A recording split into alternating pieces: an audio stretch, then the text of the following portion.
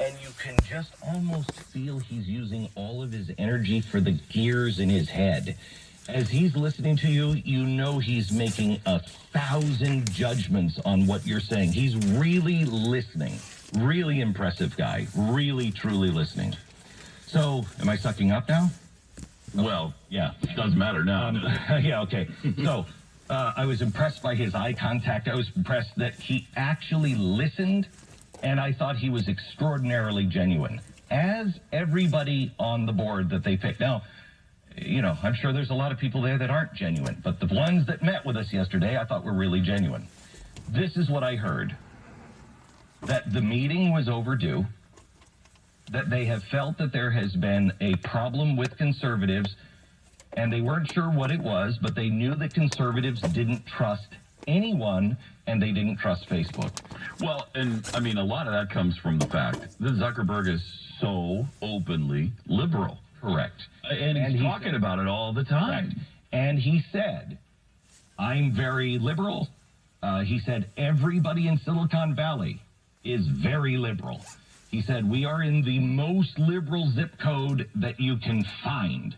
And he said, so we come with a mindset. And he said, we've been talking about it, that, you know, people are people. And he said, no matter how hard we try to be fair, there's an unwritten bias in us. Mm-hmm. So, I mean, they were admitting right from the beginning that we're trying, but people are people. You'll come to the table with bias, I'll come to the table with bias, but we don't want that. Okay? He immediately gave me the impression that they recognized that there was a problem. They are saying there is a problem. No, I can't say that they said there is a problem. I got the impression that they knew that there was a problem of perception, and they had heard this one claim, and they were doing an internal investigation. They are looking into it. Oh, yeah, they're doing an internal investigation. And they also said that they are looking for ways to take people out of the loop, because my impression people have bias. Yeah. And so he said, we are trying to go all AI. He said, that way, there's no people in the loop. And he said, in particular... And what trends? Correct.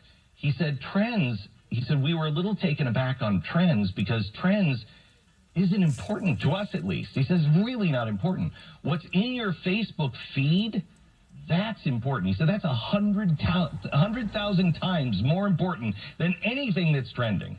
He said, we just put that up because we thought it was a neat feature, and he said it was new. We don't have the AI right yet, so we had to have people that are working on it. And he said with the news feed, he said it's all AI now. And he said, I don't remember the number, but it's like, 5,000 or 10,000 people are called every day, and you might just get they're spit out randomly. And he said, we call them and say, could you rank your Facebook feed? And so you go to your Pat Gray's feed. Yeah, I don't have any problem with my feed. Right. And he said, but we do it every day. Yeah. And he said, because we want you to rank those first 20 stories. He said, we may ship 100 to you. He said, but generally nobody gets no more than 20. And he said, we call you. Can you rank this 1 to 10? He said, they should be 10s. And if they're not, we go back and look at the algorithm and say, what's wrong with the AI? He said, so we're constantly doing that. It's weird that they don't think trends are important, because that's what we kind of go by to discuss things. We do. Yeah. The average person doesn't. They didn't understand that? No, they didn't think that it was that big of a deal, because they're not thinking of it that way. They think it's a neat little feature, so they're thinking about the average consumer. They're not thinking about us. Right. And so the average consumer is like, oh, that's kind of a cool thing. And it was new.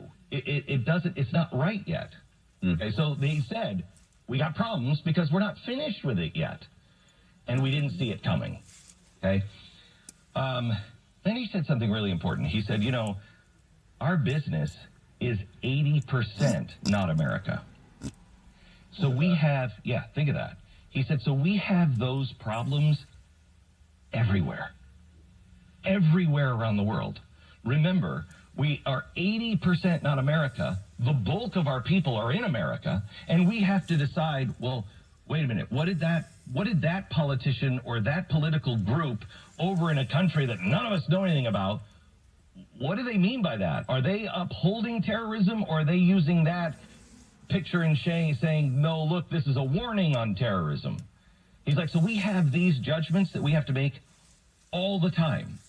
And he said, we should be able to make them better here in America because we're all Americans. And he said, so we should be able to make this better. He said, but again, we live in Silicon Valley. And so he said, we're pulling from all these liberals. And he said, there's your bias.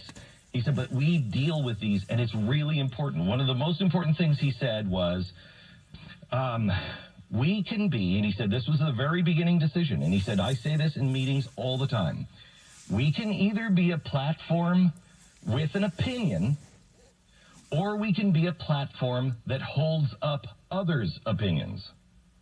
One of those will most likely put us out of business.